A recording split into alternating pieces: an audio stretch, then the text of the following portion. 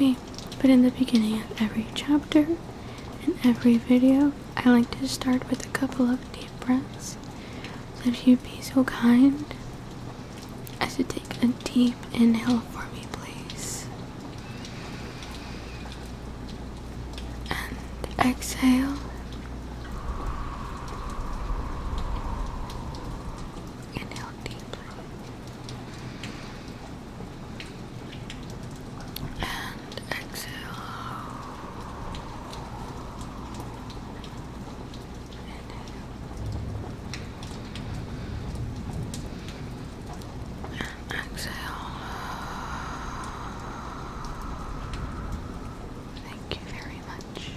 In books, when people wake up in a strange place, they always have that disoriented moment when they don't know where they are.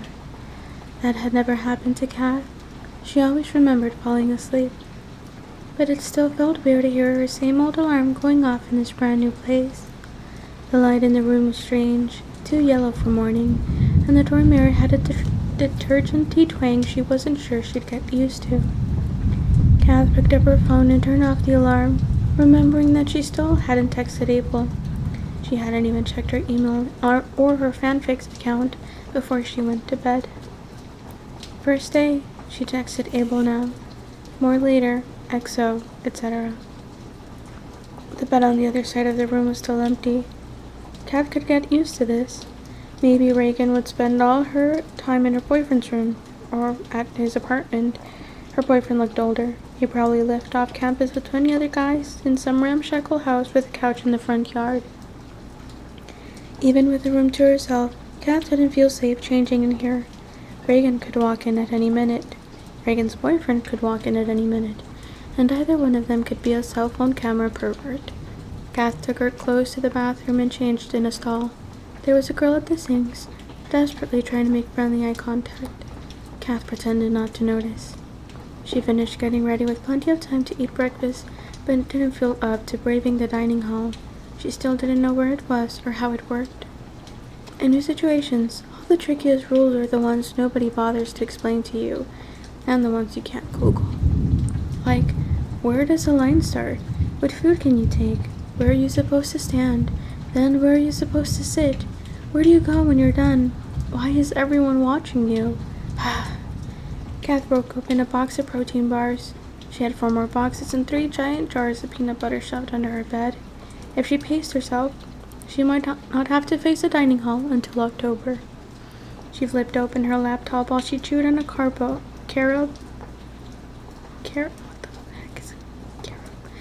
oat bar and clicked through to her fanfics account. There were a bunch of new comments on her page. All people wringing their hands because Kath hadn't posted a new chapter of Carry On yesterday. Hey guys, she typed. Sorry about yesterday, first day of school, family stuff, etc. Today might not happen either, but I promise you I'll be back in black on Tuesday, and that I have something especially wicked planned. Peace out, Magic Cat. Walking to class, Kat couldn't shake the feeling that she was pretending to be a college student in a coming-of-age movie. The setting was perfect. Rolling green lawns, brick buildings, kids everywhere with backpacks. Kat shifted her bag uncomfortably on her back. Look at me. I'm a stock photo of a college student. She made it to American history 10 minutes early, which still wasn't early enough to get a desk at the back of the class. Everybody in the room looked awkward and nervous, like they'd spent way too much time deciding what to wear. Start as you mean to go on, Kath had thought when she laid out her clothes last night. Jeans, Simon t-shirt, green cardigan. The boy sitting in the desk next to her was wearing earbuds and self-consciously bobbing his head. The girl on Kath's other side kept flipping her hair from one shoulder to the other. Kath closed her eyes. She could feel their desk creaking. She could smell their deodorant. Just knowing they were there made her feel tight and concerned. If Kath had slightly less pride, she could have taken this class with her sister. She and Ren both needed the history credits. Maybe she should be taking classes with Ren, while they still had a few in common. They weren't interested in any of the same subjects. Ren wanted to study marketing and maybe get a job in advertising like their dad. Kath couldn't imagine having any sort of job or career. She'd majored in English. hoping that meant she could spend the next 4 years reading and writing, and maybe the next 4 years after that. Anyway, she'd already tested out a freshman comp, and when she met with her advisor in the spring, Cath convinced him she could handle Intro to Fiction Writing, a junior level course. It was the only class, maybe the only thing about college, Cath was looking forward to. The professor who taught it was an actual novelist. Cath had read all 3 of her books about decline and desolation in rural America over the summer. "Why are you reading that?" Ren had asked when she noticed. "What? Something without a dragon or an elf on the cover?" "I'm branching out." "Shh," Ren said, covering the ears on the movie poster above her bed. "Baz will hear you." "Baz is secure in our relationship," Cath had said, smiling despite herself. Thinking about Ren now made Cath reach for her phone. Ren had probably gone out last night. It had sounded like the whole campus was up partying. Cath felt under siege in her empty dorm room, shouting, laughing, music, all of it coming from every direction. Ren wouldn't have been able to resist the noise. Cath took her phone out of her backpack. "You up?" "Send." A few seconds later, her phone chimed. "Isn't that my line?" "Too tired to write last night," Cath typed. "Went to bed at 10. Chime. "Neglecting your fans already," Cath smiled. "Always so jealous of my fans." "Have a good day." "Yeah, you too." A middle-aged Indian man in a reassuring tweed jacket walked into the lecture hall. Cath turned down her phone and slid it into her pack. When she got back to her dorm, she was starving. At this rate, her protein bars wouldn't last a week. There was a boy sitting outside her room. The same one. Reagan's boyfriend? Reagan's cigarette buddy? "Cather," he said with a smile. He started to stand up as soon as he saw her, which was more of a production than it should have been. His legs and arms were too long for his body. "It's Cath," she said. "Are you sure?" He ran a hand through his hair, like he was confirming that it was still messy. "Because I really like Cather." "I'm sure," she said flatly. "I've had a lot of time to think about it." He stood there, waiting for her to open the door. "Is Reagan here?" Cath asked. "If Reagan were here," he smiled, "I'd already be inside." Cath pinched her key but didn't open the door. She wasn't up for this. She was already overdosing on new and other today. Right now, she just wanted to curl up on her strange, squeaky bed and inhaled 3 protein bars. She looked over the boy's shoulder. "When is she getting here?" He shrugged. Cath's stomach clenched. "Well, I can't just let you in," she blurted. "Why not?" "I don't even know you." "Are you kidding?" He laughed. "We met yesterday. I was in the room when you met me." "Yeah, but I don't know you. I don't even know Reagan." "Are you going to make her wait outside too?" "Look," Cath said, "I can't just let strange guys into my room. I don't even know your name. This whole situation is too rapey." "Rapey?" "You understand," she said, "right?" He dropped an eyebrow and shook his head, still smiling. "Not really, but now I don't want to come in with you. The word rapey makes me uncomfortable." "Me too," she said gratefully. He leaned against the wall and slid back onto the floor, looking up at her. Then he held up his hand. "I'm Levi, by the way." Cath frowned and took his hand lightly, still holding her keys. "Okay," she said, then opened the door and closed it as quickly as possible behind her. She grabbed her laptop and her protein bars and crawled into the corner of her bed. Cath was trying to pace her side of the room, but there wasn't enough floor. It already felt like a prison in here, especially now that Reagan's boyfriend, Levi, was standing guard, or sitting guard, whatever, out in the hall. Cath would feel better if she could just talk to somebody. She wondered if it was too soon to call Ren. She called her dad instead and left a voicemail. She texted Abel, "Hey, one down, what up?" She opened her sociology book, then opened her laptop, then got up to open a window. It was warm out. People were chasing each other with Nerf guns outside a fraternity house across the street. P kept a weird-looking O. Cath pulled out her phone and dialed. "Hey," Ren answered. "How was your first day?" "Fine. How was yours?" "Good," Ren said. Brent always managed to sound breezy and nonchalant. I mean, nerve-wracking, I guess. I went to the wrong building for statistics. That sucks. The door opened and Reagan and Levi walked in. Reagan gave Cather an odd look, but Levi just smiled. Yeah, Brent said. It only made me a few minutes late, but I still felt so stupid. Hey, Courtney and I are on our way to dinner. Can I call you back? Or do you just want to meet us for lunch tomorrow? I think we're going to start meeting at Selleck Hall at noon. Do you know where that is?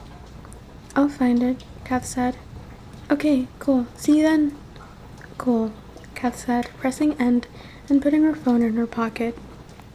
Levi had already unfurled himself across Reagan's bed.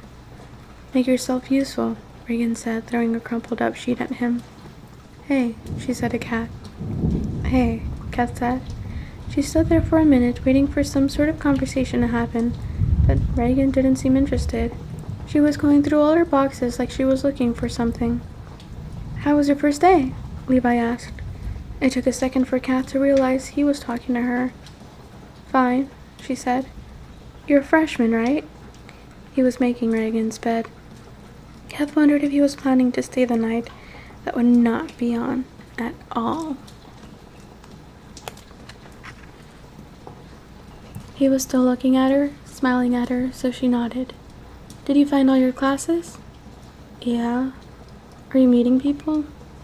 Yeah, she thought. You people. Not intentionally, she said. She heard Reagan snort.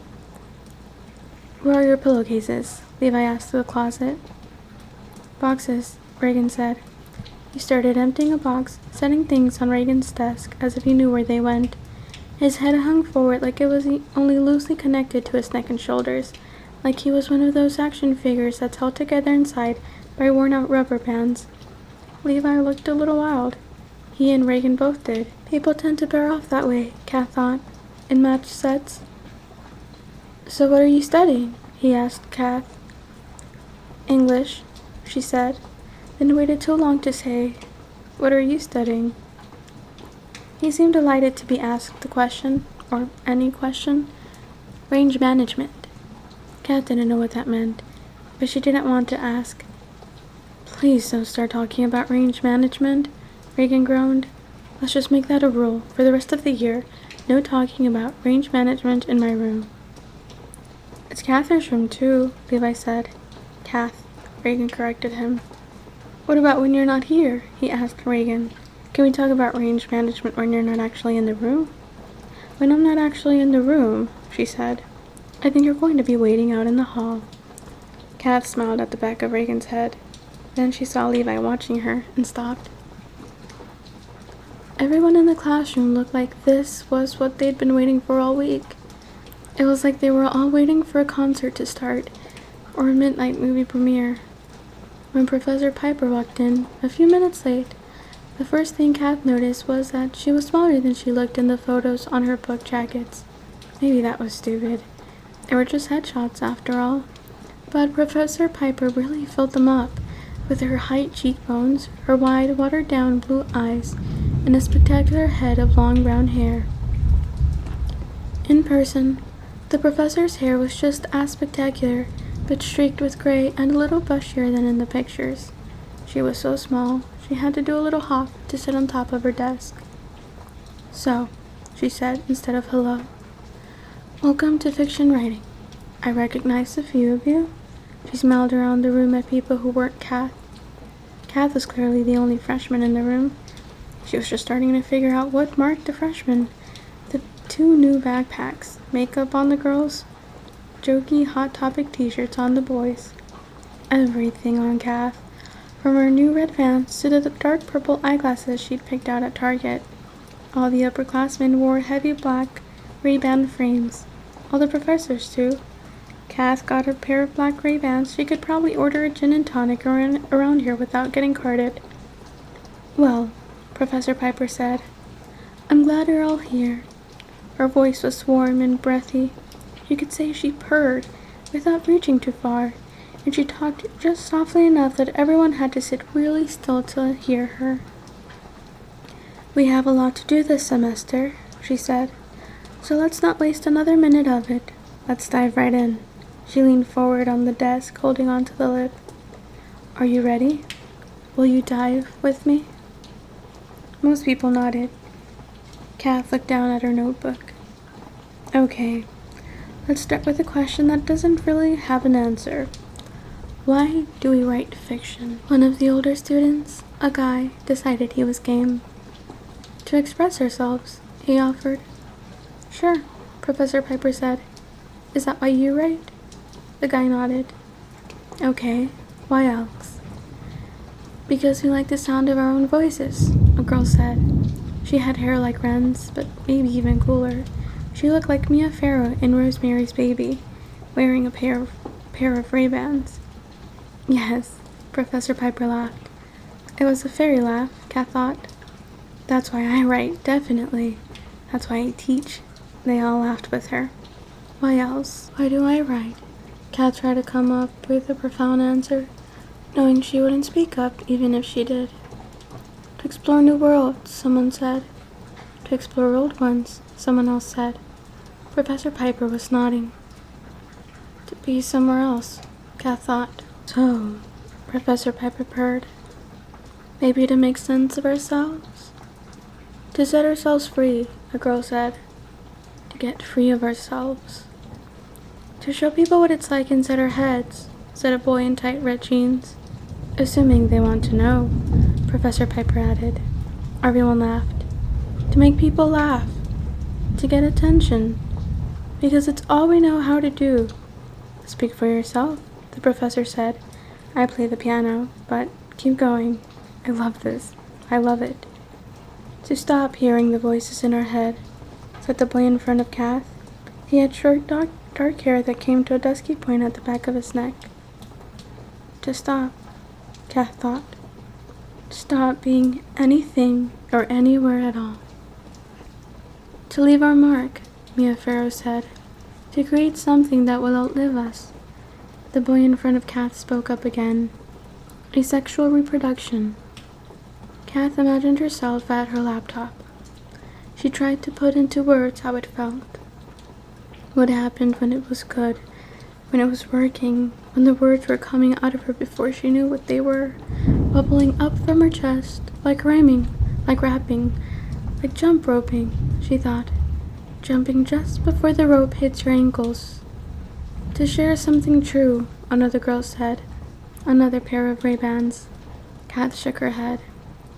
Why do we write fiction? Professor Piper asked. Kath looked down at her notebook. To disappear.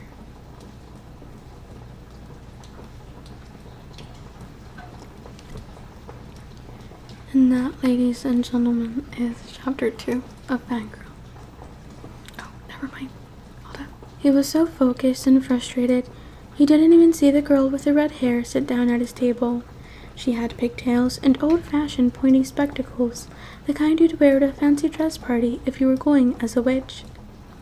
You're going to tire yourself out, the girl said.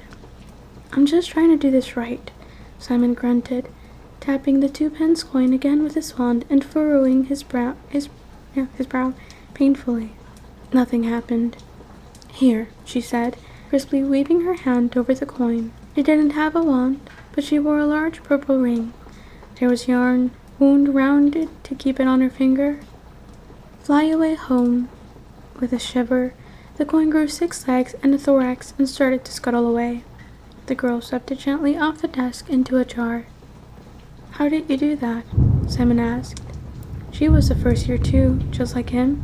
He could tell by the green shield on the front of her sweater. You don't do magic, she said, trying to smile modestly and mostly succeeding. You are magic. Simon stared at the 2p ladybird. I'm Penelope Bunce, the girl said, holding out her hand. I'm Simon Snow, he said, taking it. I know, Penelope said, and smiled. From Chapter 8, Simon Snow and the Mage's Hair. Copyright 2001 by Gemma T. Leslie. And that is Chapter 2 of Fangirl. That is one of my favorite scenes in any story, maybe ever. Okay, so with that,